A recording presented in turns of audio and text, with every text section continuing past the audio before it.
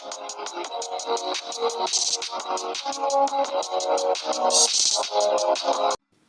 up, YouTube? Welcome or welcome back to the channel. Today's episode is going to be in reaction to a comment that I received from one of my female subscribers. Shout out to the 2%. She was very respectful. For that reason, I promised to return the favor while answering some questions that she had, which I thought could be helpful, and in the hopes that we get a dialogue going. So without any wasted time, let's get right into it. This message comes from Rapunzel's Black Cat. She says, when a modern man says he just wants peace, what he means is he wants a woman to do what he says, as well as all the housework and childcare without complaint. They don't want to tend to the physical and emotional needs of their wife. Modern men fail to understand that marriage requires work and raising children has never been peaceful. There's a difference between the actions of a neurotic woman and the actions of an undervalued woman, and men would do well to learn the difference. Okay, so first we need to clear the air and we need to define terms. Men do not have a problem tending to the physical and emotional needs of women. I'll explain more why in a moment. Also, when a man says what he wants is peace, that does not mean that he simply wants a woman who's at the house doing exactly what he says simply because he said so. That has a different word in the dictionary. That word is sycophant. Men do not want sycophants. Men who deserve to be selected by women do not want sycophants. We want a woman who is prepared to offer value. There's a great difference between that and someone who simply does what they're told. This isn't the Stepford Wives. The Handmaid's Tale is fiction.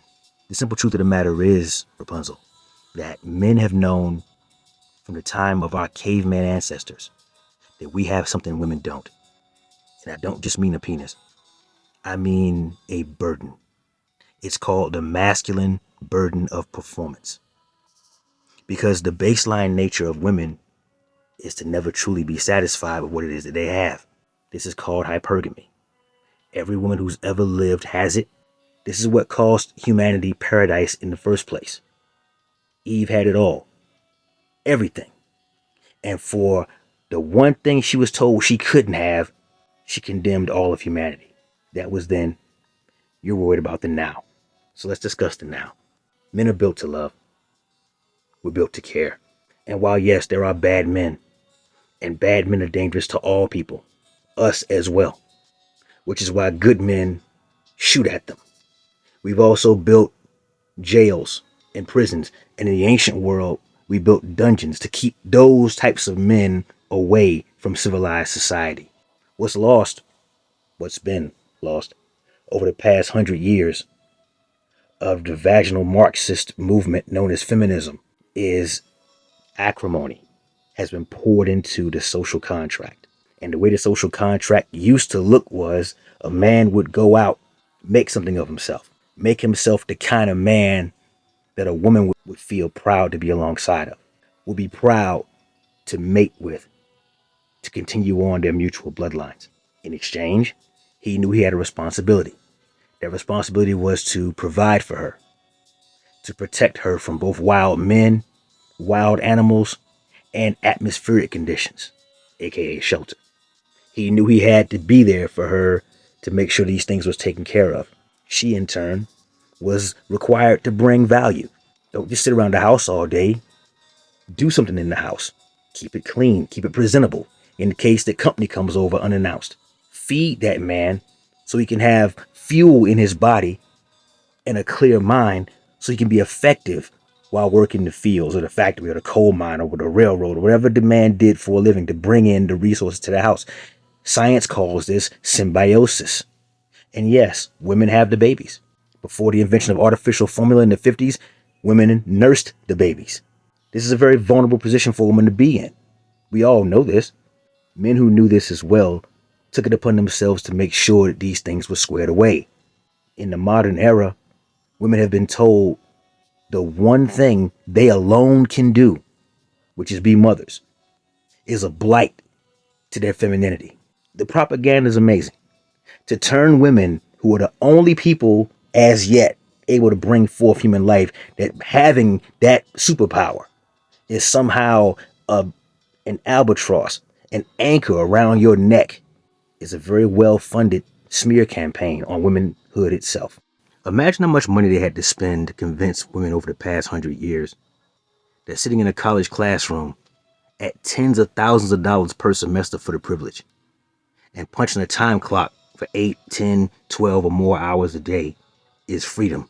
But serving meals you cooked yourself, pushing a vacuum across the floor, and tossing clothes into a machine that washes them for you is somehow slavery? Man, what a masterstroke of perpetuated deception that has proven to be. Women are not men, and you all are not satisfied by the things that bring satisfaction to men. We've embraced our punishment from the Almighty God for disobeying Him in the garden. Work was our punishment. We found a way to make it worthwhile by building an entire society for you. 96% of all the technology for you. Not you specifically, but women in general. To make women's and children's lives easier. We've climbed out of the caves and we've built towers to the sky. Once upon a time, you took your life in your own hands, going down to the river with your hand, scooping up some water and drinking it. You were taking your life in your own hands doing that. Today, we have water standards and taps and flush toilets. Men have built almost all of the technology and 100% of society that modern day women have made the decision to take for granted and be ungrateful for. And this has caused a rift, because while men understand that if the work doesn't get done, if we don't do it, we also are being told at the exact same time, while building a society women would not and could not build for themselves, that we're not doing enough. And yes, some men are hostile about this, and they have every right to be. Because what we really want isn't some yes man or yes woman at the house. We want somebody who's a companion. We want someone who has got our back, who has taken some of the masculine burden of performance off of our back and making it easier for us to perform for you. Nothing about raising children is easy. I got a couple of my own. Now, trust me, I know. But no one ever said that it had to be all woman's job. In fact, I would suggest that modern men are the most domestic we've ever been. None of our ancestors washed as many dishes as we do. None of our ancestors vacuum as many floors or did as much laundry as we do. On top of the lawn care, on top of cleaning the gutters, on top of reshingling the roof after a heavy storm, on top of shoveling the driveway. What men want is a woman who makes his effort worthwhile. And we're not out of order or out of line for wanting that. Anyone who pretends otherwise is to be treated as the fraud that they are. Men are uncomplicated creatures. There's very little that we actually need to get through this life. Most of us, with practice, with training, can get through this life in a very Spartan manner. Minimalistic living. I mean, it's all chic now. But for thousands of years, this was simply the way of life for most men. Because unfortunately, while well over 50% of women historically have had a chance to reproduce, a great many men never did, and their bloodlines died out with them. You see, in this massive mating dance that we have called the current dating market, the real problem that women like you may be facing is the fact that we've gotten away from what actually matters. Women have just decided it's irrelevant what men actually want, so long as they get what they want. This is not symbiosis. This is parasitism, an entirely different structure within the scientific realm. This is where one party alone benefits from resources and or nutrients, and the other party, the put upon party, the host, is drained dry and left as a shriveled husk while the parasite moves on to its next victim. I'm not saying that's you. I'm hoping that's nothing close to who you are. Hopefully, you're one of the women who actually has something to bring to the table and isn't offended by the question. Hopefully, that's the case. You also said, and I promised I'd get both of these comments in here, buy one, get one. You said that, thank you for your thoughtful response. I have subscribed and look forward to your video. I'm sure we mostly agree, which I do hope so. I do hope so. I mean a modern man in the same sense as a modern woman. Many men of this generation consider a woman holding them accountable to their actions as nagging. Ergo, the last two men I attempted, started, very quickly stopped dating, as a sequence, said I was controlling, overbearing, and too intense when I wanted to know why they stopped replying for 24 plus hours. I'd rather be single than be in a relationship with someone who thinks it's okay to stop communicating for a day without warning or explanation. Why do modern men think that accountability and clear communication is nagging and overbearing? You know what? That's actually a great question. So let's get into it. So, in order to address this properly, I'm going to have to do it backwards. I'll start with the communication aspect. It's it's really nothing for a man who likes a woman, like truly likes her, to maintain near constant communication with her, provided his schedule makes that applicable. Here's a challenge though. You may have heard of it, you may have seen it on TikTok. You ladies, you ladies love your icks. And these things, there's so many of them, I can't keep track of where they're at now on the ick list. It started off as 3, it's several hundreds of them now. And one of them is a man calls too much. He texts too much. He whatever. And we as men do not know, in many cases, how much is too much. Some women get scared off very easily because they're so damaged. And when we as men are dealing with women, in the West especially, thank God I had the chance, due to my prior naval service, to date overseas and be treated like a man is supposed to be.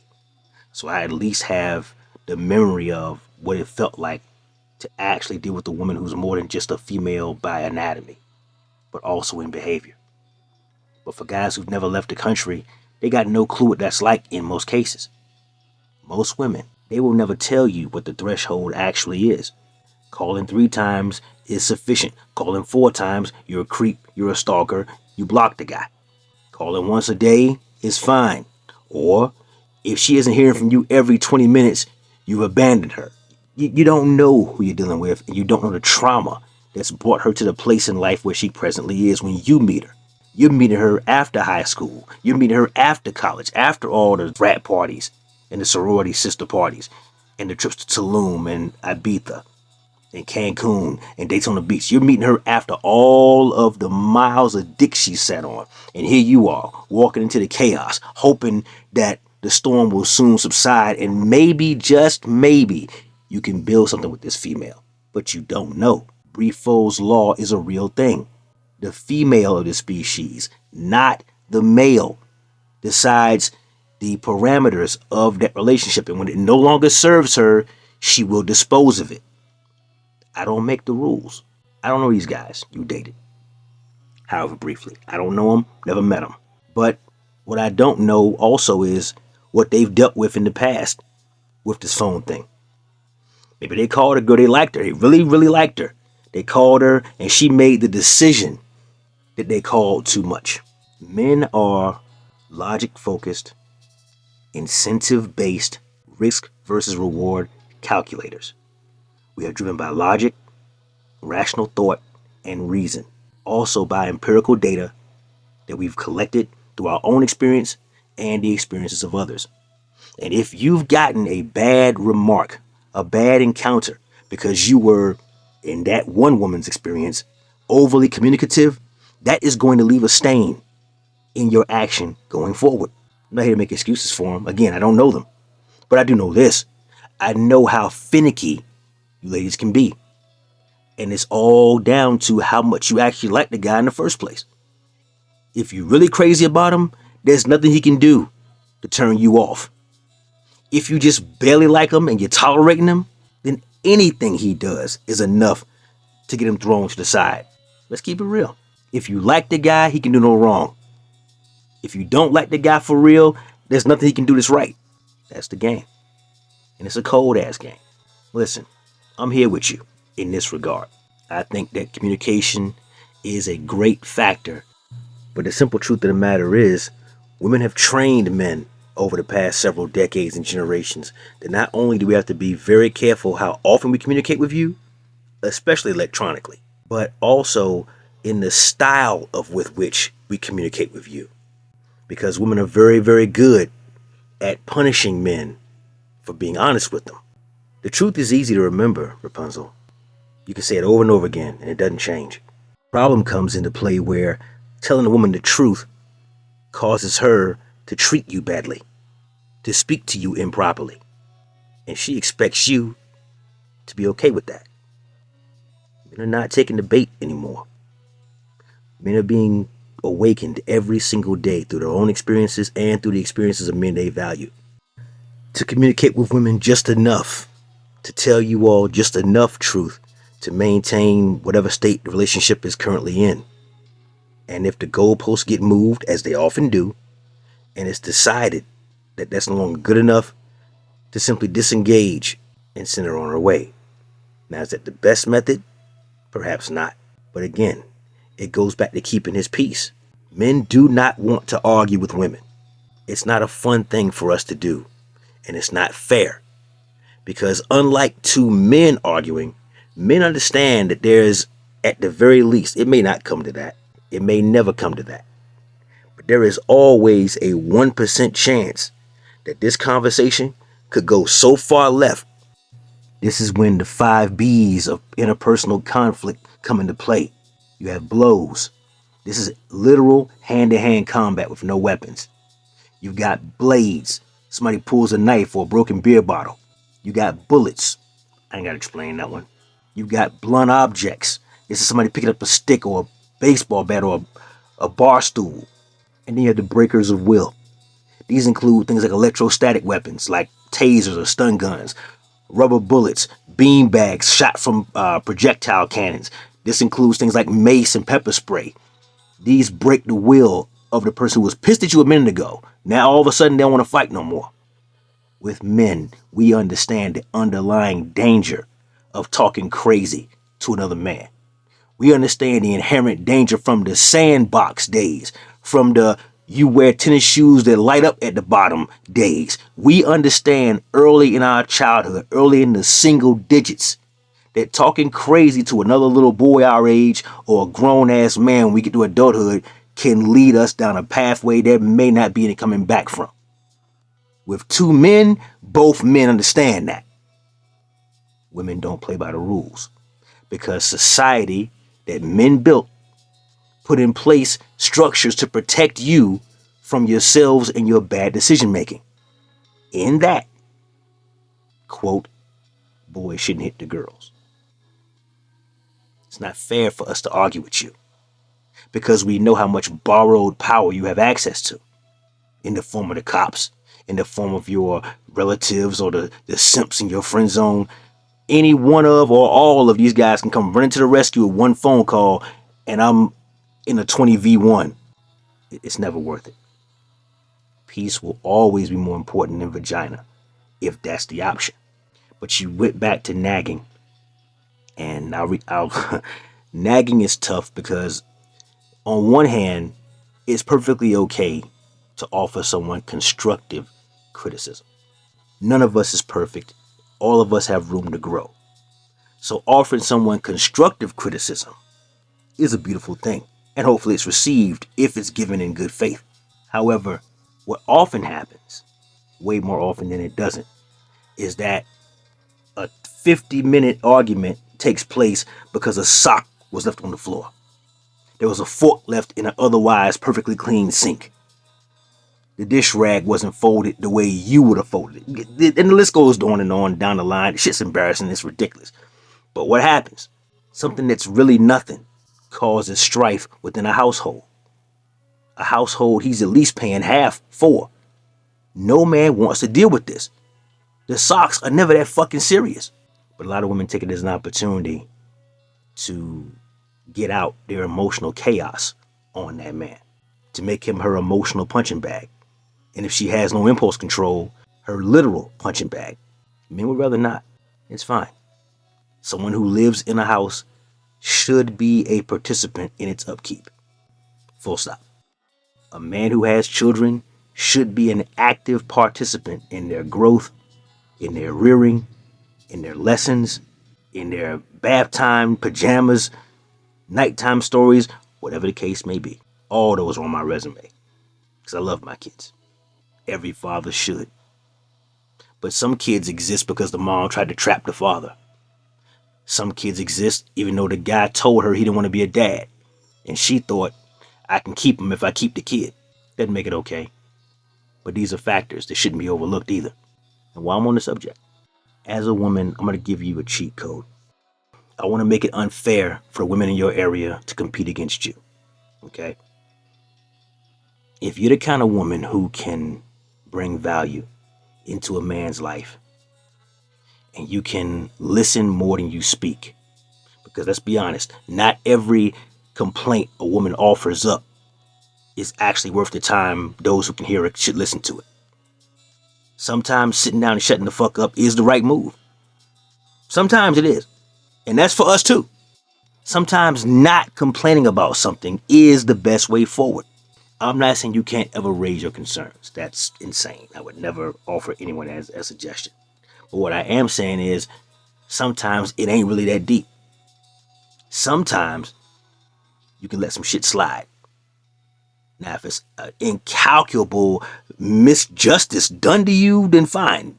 He forgot your birthday, got it. He forgot the anniversary, got it. You didn't get nothing for Christmas or Valentine's Day, no problem. He forgot to pay a light bill, okay.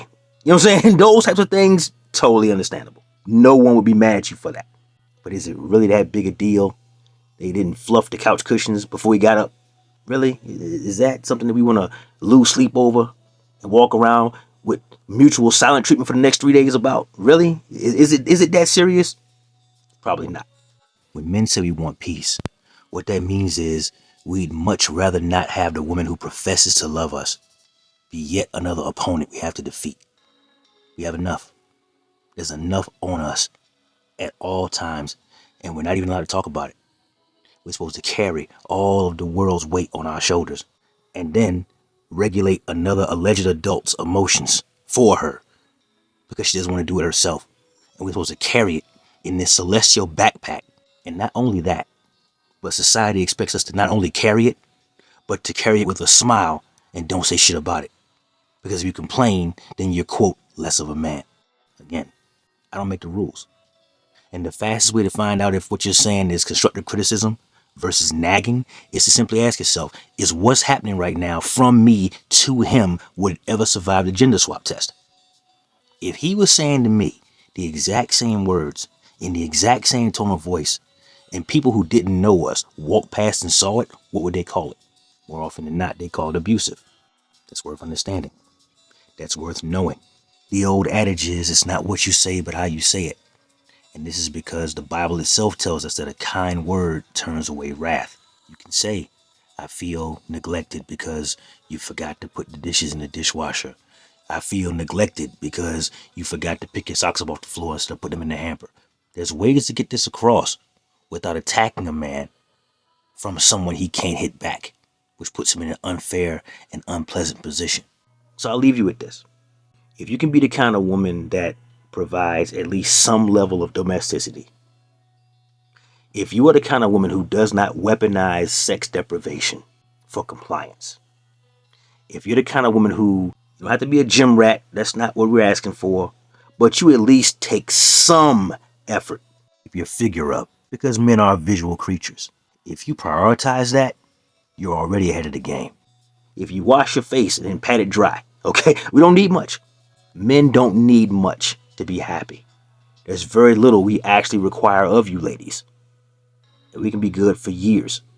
It's what you all require of us that can fill up a yellow pages. Be nice to us. Don't cheat on us. Don't go outside with the intention of garnering other male attention. Don't embarrass us in public or in private. Don't do things to us you wouldn't want us to do to you. Basically, suck me, fuck me, make me a sandwich, and treat me with respect. And don't cheat. Simple. If you can accomplish those free of charge items, you will be head and shoulders above every woman in your friend group, all your biological sisters, all your sorority sisters, whatever the case may be. If you cannot be an on-purpose asshole, keep yourself looking nice, if you know how to boil water and you don't use sex as leverage, you will be 900% better than every woman you know, and they stand no chance against you for the men you all want. Hope that was helpful. I pray that you thought my response today was as respectful as I promised it would be. And I've got some more content coming that I hope you can enjoy. You and the rest of the 2% ladies who are here aren't the target demographic, but I am glad you're here. Thank you for being here. With that said, guys, that's my time. Like the video, comment down below. Share this video with a friend. Subscribe to the channel if you haven't already. Never let your brother suffer in silence when the truth can set him free. Networkers, we working. Until next time.